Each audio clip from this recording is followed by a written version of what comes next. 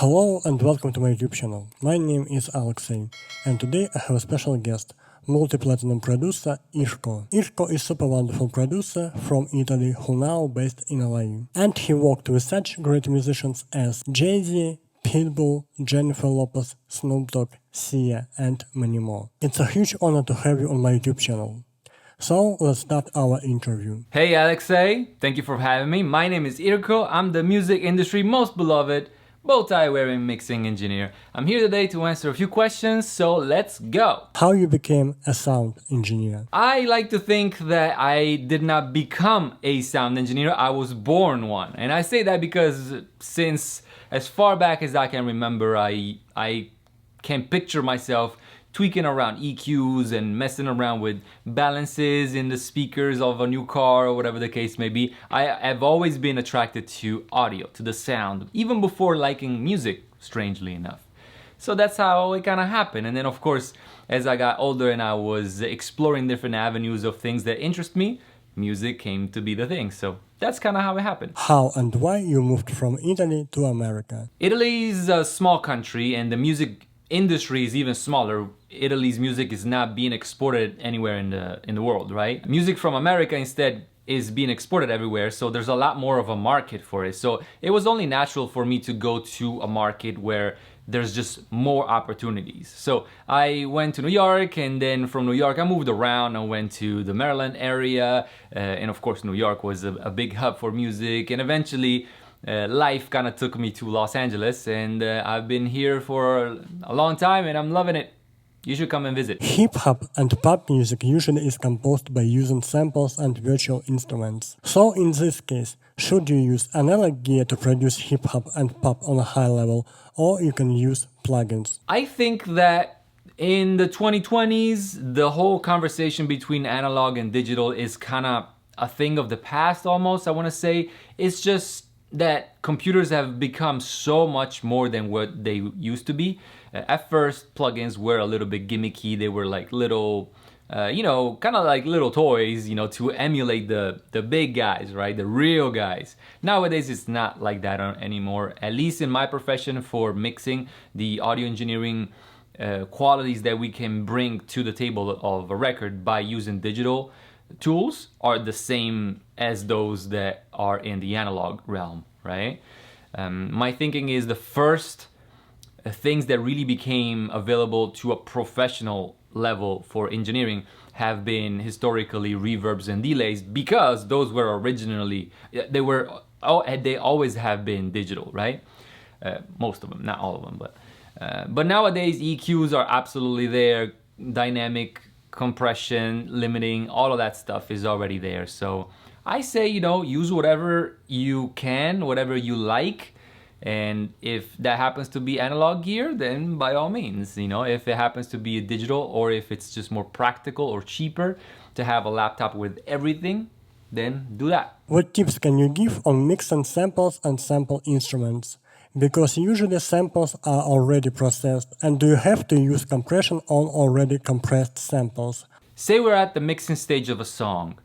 To me, if I was involved or not involved in the recording process doesn't really matter. What I have on my screen right now is what I gotta work with. So if it has been compressed, if it has been EQ'd, it doesn't really matter to me. I will do whatever treatment I see fit for this particular song, for this particular arrangement right now in mixing. So it doesn't matter if it has been compressed before. In fact, most of the times it is.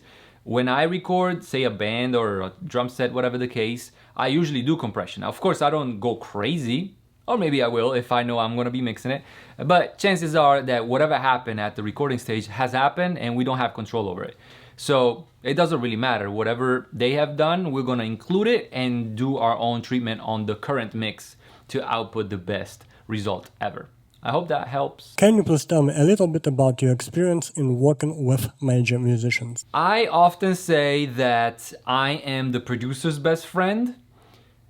The producers usually are the captains of the ship, right? They steer the ship in the right direction, the ship being the song. So I like to think of myself as an asset to their vision, to their control. So that's how the snowball effect kind of happens with getting big or small projects on the way. So my idea is if I do my best job with this producer will get more work in the future by other clients, other artists, or whatever the case. And therefore, they're gonna call me back in if I kill the previous mix, right? So that's how the snowball kind of grows and becomes bigger.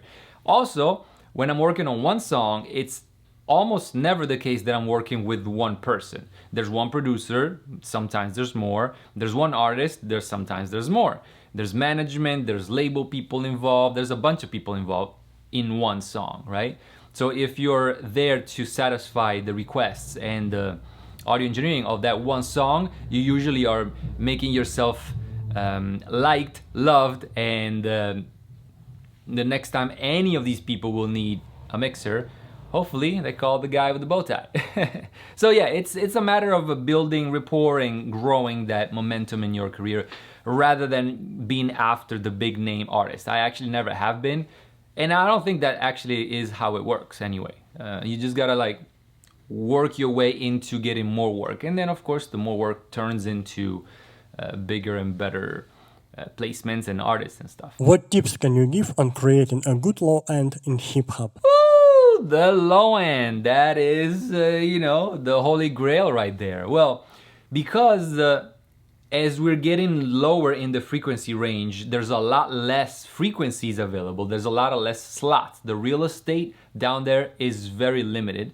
We gotta be very, very conscious of our decisions and make sure that we allocate whatever space we got to whatever instrument we have. Whether that's a kick drum, or 808, or a bass, whatever. We gotta be very, very selective with saying, okay, from 30 hertz to 60 hertz, this element will occupy that space. From 60 hertz to 100, we got this one. From 100 to 250, whatever, that's that. Now, all these numbers I'm giving you is just to kind of get you an idea. They always change depending on the key, on the arrangement, the kind of music. And really, this shows more in hip-hop music because there's a lot of low end. But really, this can be applicable to any kind of music, Be very selective with your low end and keep in mono. That's another suggestion that I would say. How to find right hip-hop clients? Because most of them want to mix for them for free. They want us to mix for free. Of course, we all want free stuff, right? If I go to a restaurant and the person is not gonna give me a bill, I'll be very happy to have some free food. Well, I think it's important for us, the workers of the music industry, to let it be known that what we deliver is so much more than just time or whatever. It's value, and value needs to be balanced, right? The idea is we are there for the musicians, the artists, the producers, and in support of them. So when they have our services applied to their music becomes more valuable. So another way to present this is to communicate the fact that by us being involved in their project, yes, they gotta pay us, but that payment is this much. The quality and the value that they receive is this much, and with this much, they can multiply it and make it a lot bigger. It's also a little bit of a karma thing. Like if the client does not want to pay, well, that's kind of like indicative of where their career is going also, So I understand that sometimes these kind of conversations are a little bit difficult to have, but you got to navigate through that, That's communication and people management and things like that. What kind of knowledge and experience should you have to deserve your right to have a gig with major artists like Jay-Z or Snoop Dogg? What usually happens is you as an engineer grow together with your clients and an artist, producer, whatever, whoever it is. And then eventually you all kind of get to the point where you get to do bigger records.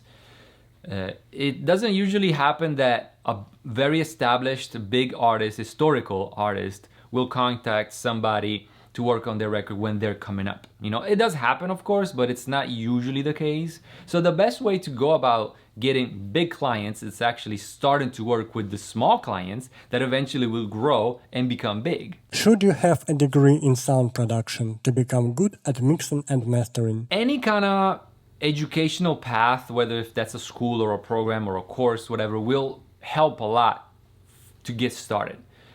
I went to audio engineering school and it helped a lot. I would say though that usually when you finish these programs, you don't know how to mix like the big guys, you know, but you do have some book knowledge that can help you with eventually getting to that point. So although it's very necessary, and I think it's important to get some kind of education going before you step into the game, I guess. I think that the real knowledge kind of grows eventually over the years, you know. So do the schooling thing, and then be prepared to invest years and years of your time to grow that knowledge and that skill set, and yeah. But not once in my lifetime I've been asked for a degree or something to show that I know what I'm doing. They see my plaques on the walls, they see my credits, and that's pretty much it. So, credentials and knowing the right people is a lot more important than a piece of paper that shows that yes, you know how to double click on a Pro Tools session, And my final question is, when it comes to add vocal effects for a major artist, who makes a decision about adding this or that vocal effect? An engineer or an artist? This is one of those situations where it's a little bit of a blurred line between the artist, the producer, and the mixer. So sometimes I keep the treatment that has come to me from the recording session. That usually comes from either the recording engineer, the producer, or the artist, or a blend of the three. And then sometimes I will explore my own vision and my own effects. It's a little bit of a case by case kind of thing. So it's hard to say who really did what at the final product, at the stage where the song is out. But as long as it works, we're all happy, right? So make that platinum and keep going. Thank you so much, Irko, for such a wonderful interview. It's a huge honor and pleasure to have you on my YouTube channel. All right, with that being said, my name is Irko. It's been fun being a guest on Alexei's show and YouTube channel. And if you guys are interested in any of these things that I'm doing online too, feel free to go and check out my YouTube. I have a very interesting series about the construction of my new studio. I'm building it from ground up, so definitely check it out if you get the chance. And other than that, I'm out. Take care, guys. Bye-bye. You can check out all the info about Irko. The links will be in the description of this video. See you next time.